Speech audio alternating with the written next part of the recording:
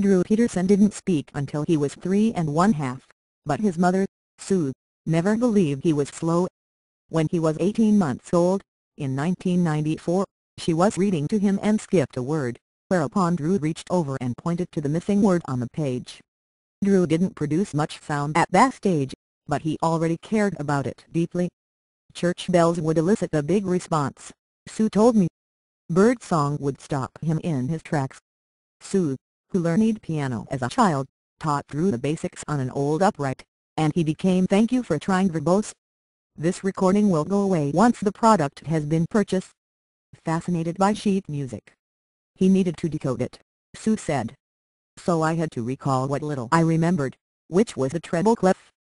As Drew told me, it was like learning 13 letters of the alphabet and then trying to read books. He figured out the bass clef on his own, and when he began formal lessons at 5, his teacher said he could skip the first 6 months' worth of material. Within the year, Drew was performing Beethoven sonatas at the recital hall at Carnegie Hall. I thought it was delightful, Sue said, but I also thought "Thank you for trying" verbose. This recording will go away once the product has been purchased. We shouldn't take it too seriously. He was just a little boy. On his way to kindergarten one day, Drew asked his mother, "Can I just stay home so I can learn something?" Sue was at a loss. He was reading textbooks this big, and they're in class holding up a blow-up M, she said. Drew, who is now 18, said, "At first, it felt lonely.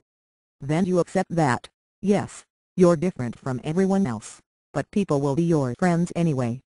Drew's parents moved him to a private school. They bought him a new piano. "Thank you for trying" verbose.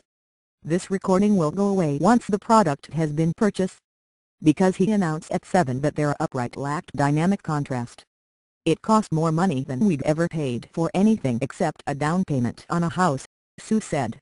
When Drew was 14, he discovered a homeschool program created by Harvard.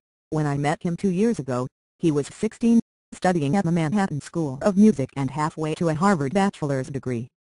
Prodigies are able to function at an advanced adult level in some domain before age 12. Prodigy derives from the Latin prodigum, a monster that violates a natural order. These children "Thank you for trying" verbose. This recording will go away once the product has been purchased. Have differences so evident as to resemble a birth defect, and it was in that context that I came to investigate them. Having spent 10 years researching a book about children whose experiences differ radically from those of their parents and the world around them, I found that stigmatized differences, having Down syndrome, autism or deafness, being a dwarf or being transgender, are often clouds with silver linings.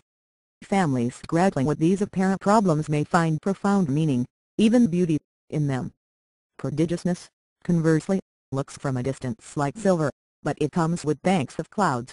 Genius "Thank you for trying" verbose. This recording will go away once the product has been purchased. Candy as a bewildering and hazardous as a disability. Despite the past century's breakthroughs in psychology and neuroscience, prodigiousness and genius are as little understood as autism. Genius is an abnormality, and can't signal other abnormalities, says Beda Kaplinsky of Juilliard, perhaps the world's preeminent teacher of young pianists. Many gifted kids have ADD or OCD or Asperger's. When the parents are confronted with two sides of a kid, they're so quick to acknowledge the positive, the talented, the exceptional, they are often in denial over everything else. We live in ambitious times. You need only to "Thank you for trying" verbose. This recording will go away once the product has been purchased.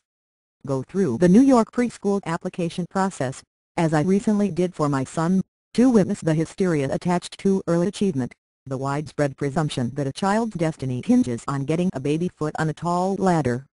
Parental obsessiveness on this front reflects the hegemony of developmental psychiatry, with its insistence that first experience is formative. We now know that brain plasticity diminishes over time. It is easier to mold a child than to reform an adult. What are we to do with this information? I would hate for my children to feel that their worth is "Thank you for trying" verbose. This recording will go away once the product has been purchased. Contingent on